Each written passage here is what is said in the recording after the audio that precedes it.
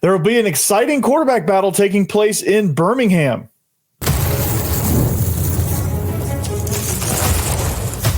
You are Locked On Vandy, your daily podcast on the Vanderbilt Commodores, part of the Locked On Podcast Network, your team every day. Welcome into the Locked On Vandy podcast on the Locked On Podcast Network. I'm your host, Corey Bird. Thanks for making Locked On Vandy your first listen each and every day. We are free and available wherever you get your podcasts and on YouTube as a part of the Locked On Podcast Network, your team every day. You can start the season with the big return on FanDuel. New customers can place a $5 bet and you get started with $150 in bonus bets if you win your first $5 bet. So visit FanDuel.com to get started. Well, in addition to the basketball team rolling, right, because they just won the Coast to Coast Challenge, Vandy's accepted a bowl bid to play against Georgia Tech in the Birmingham Bowl on December 27th. I love this matchup for a lot of reasons. These teams are very similar, if you want to put it all in a 30,000-foot view. But I'm most excited for this quarterback duel, man. Diego Pavia versus Haynes King. Let's get into it, right? So when you look at this matchup, it's a Birmingham Bowl quarterback duel. That should be the tagline here, quarterback duel, because these two guys are built very similarly. Even in this picture, they just look the same, right? They just look like they're just game-changing quarterbacks, right? So I'm hyping this up tremendously, aren't I? But anyway, what I love about these quarterbacks, though, for real, though, is they're very similar in the way they play. Both are really good, dangerous runners. Pavia probably a little more athletic, a little more dangerous down the field than Haynes King is.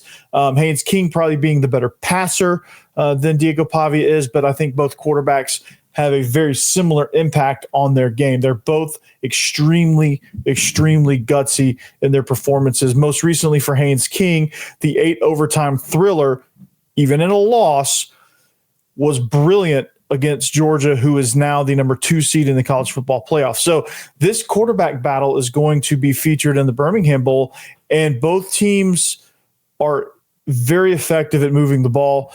They do a lot of great things similarly as they try to get the ball to the playmakers and all that stuff. But man, this quarterback battle, man, it's just full of grit, full of toughness, full of whatever. So here's the problems that each guy presents, right? So let's start with Diego Pavia.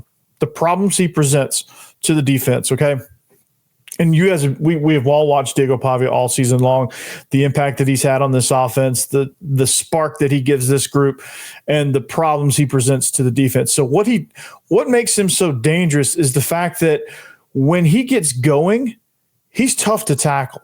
He understands this offense to the point to where he can anticipate what you're going to do as a defender. He can set you up and actually manipulate you to do what he wants you to do. And he can also at the same time anticipate what you're going to do so that he can play that chess match and get you to go wherever you want to go. Now, what's been effective stopping him down the stretch is you get extremely athletic edge players that can take away a little bit of that just with pure athleticism. They can make up for a lot of mistakes.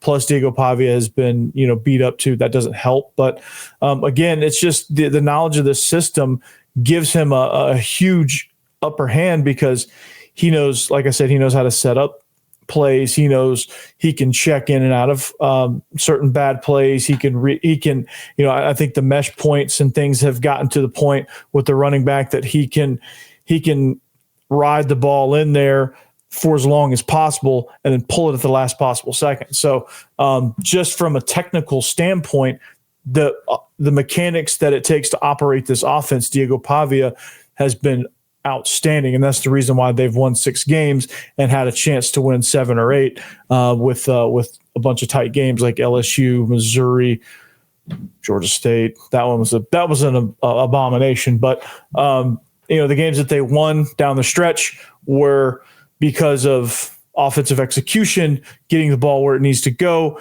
moving the chain, staying ahead of the chains, things like that. This team does a tremendous job of taking care of the ball.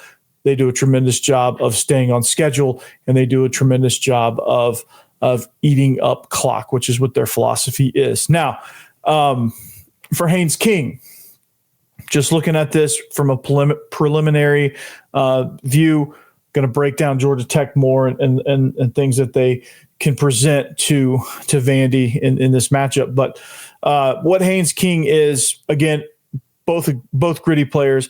He gutted himself through these last 3 games with a bad injury. To the point where they were playing his backup Philo a lot in certain situations because Haynes King just physically could not do it. And he gutted himself through that Georgia game, didn't come out at all, took a beating, ran the ball a ton too, and even then took a bunch of hits and was an effective runner as well. And I thought offensive coordinator Buster Faulkner did a phenomenal job of getting him set up in favorable run situations, whether it was favorable down and distance, formations, motions, blocking schemes, whatever the case was. It seemed like every time Haynes King took off with the ball, he was gaining big yards. Now, he's not going to be one of those game breakers that's going to just fly out of the gates and run like Lenore Sellers was, or Jalen Milroe, or those type of quarterbacks. But he's somebody that can move the chains. He's somebody that's an effective runner. I'm thinking like what we saw with Gunnar Stockton in the second half of that SEC championship, stuff like that, where he moves the chains, he eats up tough yards, and he wears your defense down, and he can make a bad play good with his legs. And again, he's somebody that also understands what he's doing with what Buster wants to do in his scheme. He understands the nuances of where they're trying to go with the ball. He understands the nuances of, okay, how am I going to set up defenders here? How am I going to look, more probably his impact is probably more so his knowledge impact is probably more so in the passing game versus Diego Pavia, which his impact is more in the run game. So Haynes King is good at because if you just look at his overall throwing talent, it's not that great. I mean, he's not some elite passer where he's just going to sit back there and pick you apart because he has a laser rocket arm and he can fit the ball in tight windows and he can make every throw on the field. He can't. Neither of these quarterbacks are going to sit back there and pick you apart and wow you with their elite arm talent. Like that's not what this quarterback battle is going to be all about. What this quarterback battle is going to be all about is 2 gritty competitors that understand what their respective coordinators want to do and understand the framework of the philosophy of their scheme, and they can set up defenders. They are highly intelligent players that can do those kind of things and put their teams in position to move the ball down the field and to score. Because if you look at the talent on the roster, like both 11s are built, both 11s are very competitive, but once you get past the starting 11, it gets kind of dicey in certain positions, right? You look like when they get past Haynes as the running back, they have Haynes King, and then they have I forget what his first name is. I'm gonna have to look at that. You get Haynes, the running back, number 11. As you can tell, I haven't really done a deep dive on their roster just yet. That will come, so be patient, Tech fans. But the Haynes, the running back, once you get past him, there's not much behind him. These receivers, there's not a ton of guys where you look at and you're going, okay, well, if he doesn't hurt you, he can hurt you. If he doesn't hurt you, he can hurt you. Or this tight end can hurt you. This tight end can. It's a bunch of guys, just like Vandy. It's a bunch of guys where you're just like, okay, well, you're going to have to get creative in how you scheme up. Like, you don't know who's going to hurt you from play to play, series to series, game to game, right? It's a collective effort. And that's how teams that are built like this, that's how they win 6 games. That's how they win. That's how they win 6 games on a tough schedule. Like, Vandy probably had one of the toughest schedules in the country. Georgia Tech had a really tough schedule. Georgia Tech had to overcome a lot of adversity too. And they make these things happen. And it's because of the guys behind center are setting up their guys for success, right? They're getting themselves in and out of good play, or in good plays, out of bad plays. They are getting the ball where it needs to. Now, Diego Pavia is probably a little more cavalier with his play selection, and where he tries to throw the ball, sometimes he thinks he can make some throws that he can't. And sometimes he just, I don't know, sometimes he just when you have a guy like that and who's highly competitive, sometimes that, turnovers happen, which, knock on wood, hasn't happened a ton to Vandy and Diego Pavia. Now, Haynes King, again, is, he's very good and very adept to being able to set his guys up and being able to get the ball where it needs to go. He's got a quick mind. He knows where he wants to go. The receivers are in sync with him. They know where he wants to go depending on the play. And they are unselfish to the fact of, if this guy hits on this play, well, they're going to come back to me. Or if I block for the running back, the play's going to come back to me. Like, these guys on both sides have that understanding where they play really good complementary team football on offense. And I think it's because of the leadership. And the reason why this is going to be a great quarterback matchup is not because it's going to be some Brady versus Manning matchup where you're just like, oh my gosh, like, this is going to be the number 1, number 2 quarterback in the draft. What's going to make it exciting is these are two gritty, tough competitors that know what they want, that can lead their team and get the most out of the other 10 guys on the field with them, regardless of who those other 10 guys are. Are they reserves or are they starters? They can get a lot out of those guys for the most part.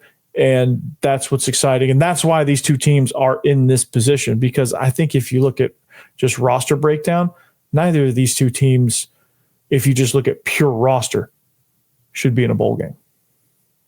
But here we are. And it's a lot because of Haynes King and Diego Pavia. And that's the matchup I'm looking forward to. And we're going to dive way deeper into that, way deeper into how Tech utilizes Haynes King. What are some things I like with Diego Pavia and Vandy? What are some things Vandy's defense is going to have to watch out for? What are some things that, Vandy's offense is going to have to watch out for with Tech's defense? How can they affect Tech's defense? Just kind of do like a deep dive into kind of what makes each team go. So this is going to be a lot of fun, but both teams are very, very similar. I'll tell you how next. Hey, we're back with Omaha Steaks. That's right. Nothing delivers comfort and joy quite like an unrivaled quality taste of Omaha Steaks. It's guaranteed perfection in every single bite. And right now you can save on unforgettable gifts with a 50% off site-wide omahasteaks.com. Plus, score an extra $30 off with promo code COLLEGE. With 5 generations of experience, they consistently deliver the world's best steak experience, and gifting experts at Omaha Steaks have made it easy to deliver the perfect gift with thoughtfully curated gift packages featuring gourmet favorites. I know because I just got one in the mail. My mother sent me a really good package from Omaha Steaks, and I'm looking forward to eating these filet mignons and these pork chops and these steak burgers and these hot dogs that they sent. And I'm looking forward to all of that. So from legendary steaks to mouthwatering desserts and more, save 50% off site-wide for a limited time at omahasteaks.com. Plus, our listeners get an extra $30 off with the promo code COLLEGE. It's right here. So that's 50% off at omahasteaks.com and an extra $30 off with promo code COLLEGE. Minimum purchases may apply.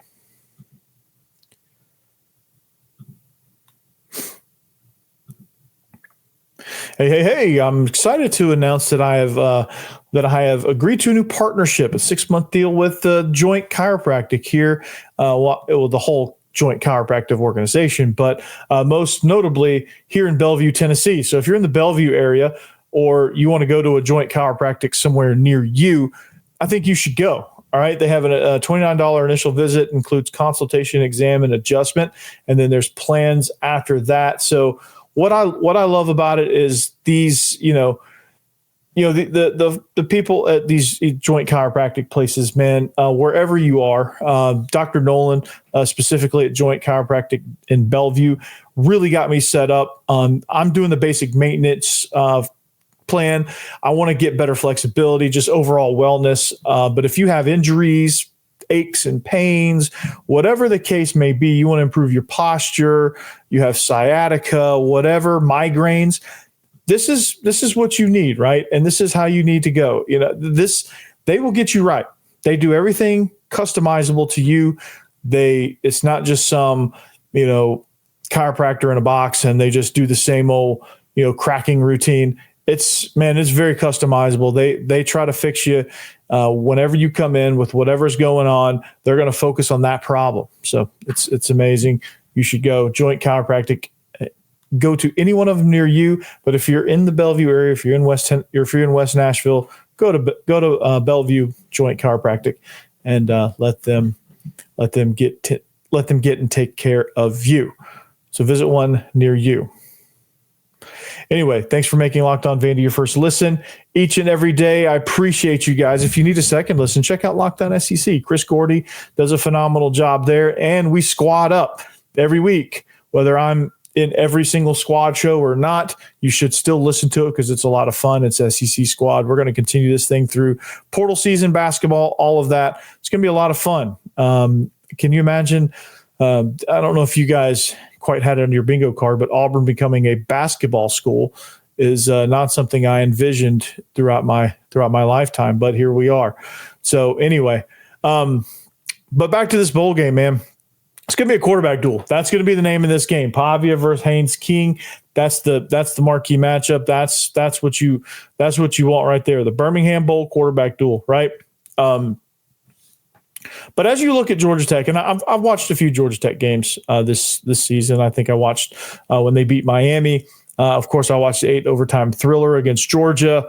I watched when they played not the whole game, but a little bit of when they played NC State and won that game because I think it was on a Thursday night. So I've seen some of their games, and when I watch them, I kind of see a little bit more pass heavy version of Vandy because the schemes might not be 1-to-1 where it's like it's a little bit different in how they achieve this, but the overall philosophy with Georgia Tech and Vandy is very similar. Both teams want to control the ball. Georgia Tech likes to control the tempo a little bit, and they like to kind of go in and out of fast tempo, but for the most part, they want to control that ball. They want to control the clock. Both teams really want to center around the run. It's more of an option attack for Vandy, but it's more of a zone, outside zone, inside zone, even power counter, just kind of a basic run scheme for Georgia Tech. They want to come downhill at you, and they want to control the line of scrimmage. That's what they want to focus on primarily. And then they build their passing game off of that. Now, with Georgia Tech, they probably have a little bit more of an advanced passing game. That's where the differences come into play.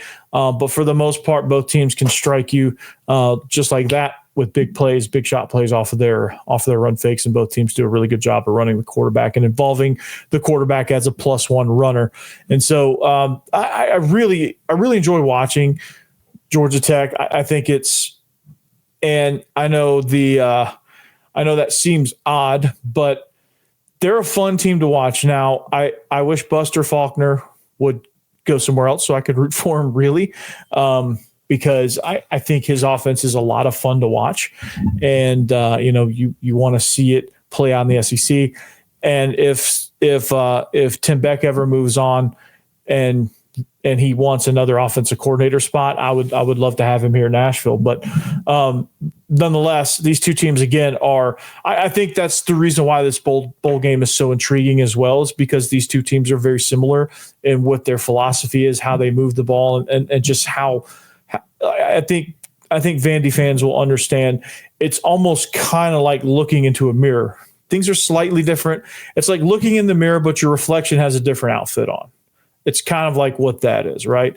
It's kind of like, okay, well, the Vandy's wearing a coat and like they're dressed for winter, and they look in the mirror and it's them, but wearing like summer clothes. So it's like different. It's the same, but different.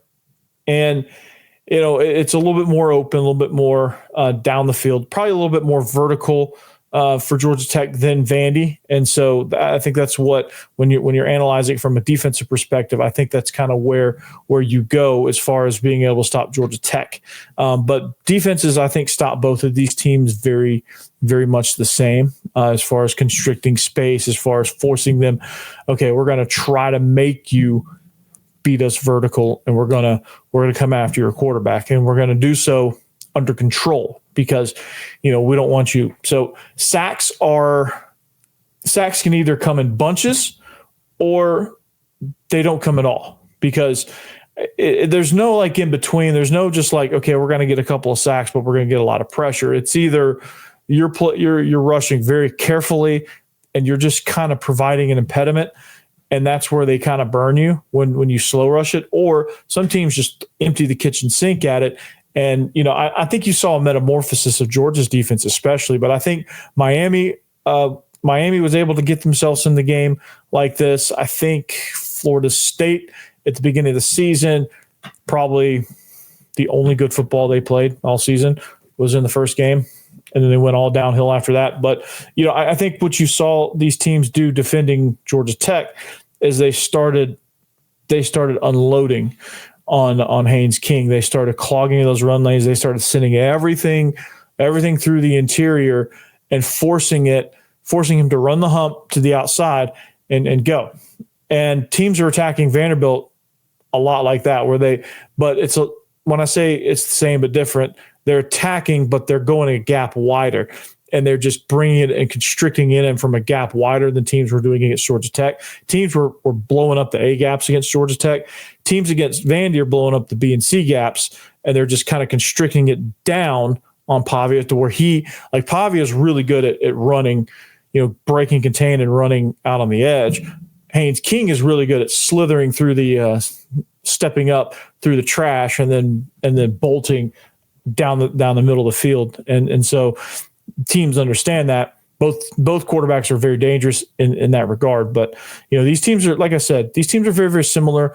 I'm going to tell you why through the course of this bowl season, because we've got a lot of time. We got plenty of time to talk about that. But this game is going to be very, very intriguing. I like it. Georgia Tech is 2.5-point favorites to open. I don't know about that. But we'll talk more about that as we go. And we'll break it down more and more and more as we go through bowl season plus portal season as well. But got to give some props to the basketball team, man. They won a big game against TCU. They won a big game the other night against Virginia Tech in the ACC SEC Challenge. Don't look now, but this Vandy team's starting to pick up some steam here. Mark Byington's doing a really, really good job so far, and we'll talk about that a little bit next. All right, FanDuel. That's right. Get ready to tackle this NFL action with FanDuel, America's #1 sportsbook. Because right now, new customers can bet $5 and get $150 in bonus bets if you win. I took a couple touchdown props and didn't get them. Thanks, Titans. I bet Tony Pollard and Nick Westbrook-Akina. I finally broke Nick Westbrook-Akina's touchdown streak. So if you're listening, Nick Westbrook-Akina, I apologize. That's my fault. I bet on you. All right. But the FanDuel Sportsbook app gives you everything you need to place live bets on the NFL all in one place. So when you get a hunch in the middle of the game, you can check the latest stats, you can view live play-by-play, and so much more on the same page where you place your bets. So just visit FanDuel.com to join today. You'll get started with $150 in bonus bets if you win your first $5 bet. So that's FanDuel.com. Never waste a hunch. Make every moment more with FanDuel, an official sportsbook partner of the NFL.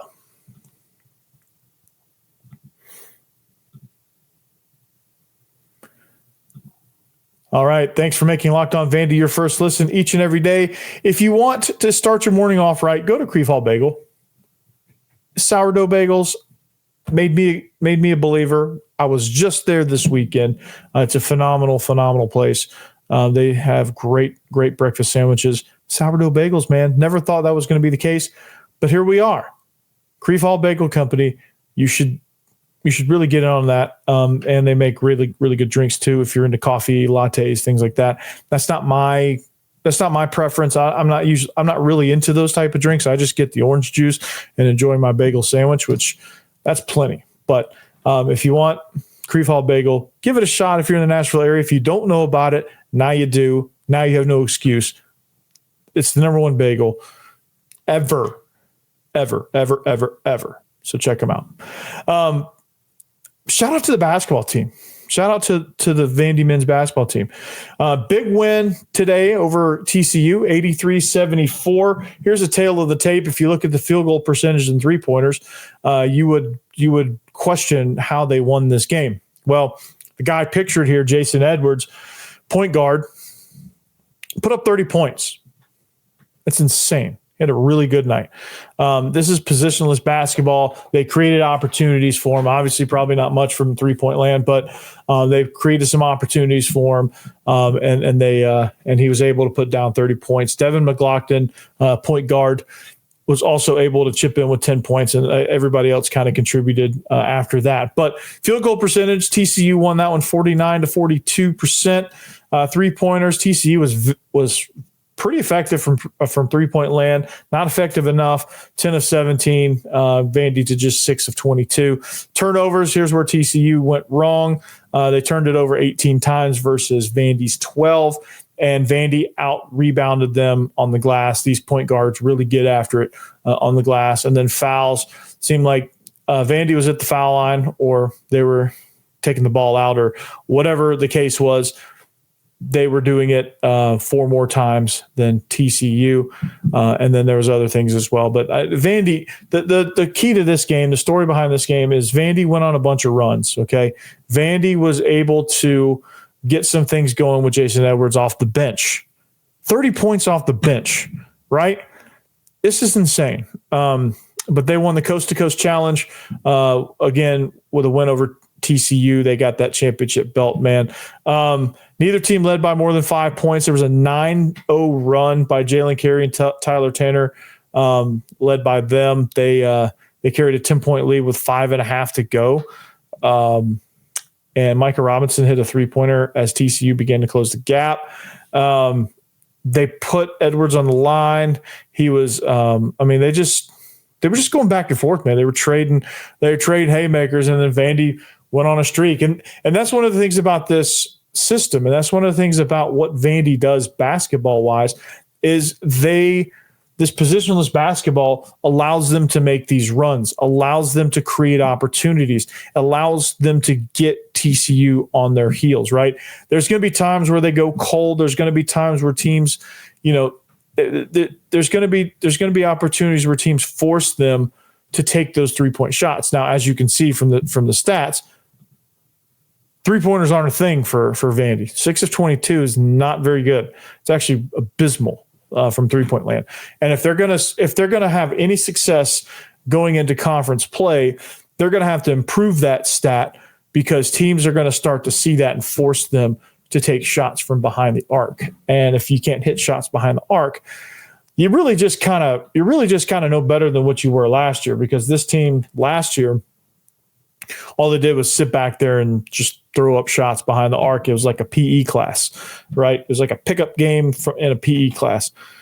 Hey, nice to meet you. I'm so-and-so.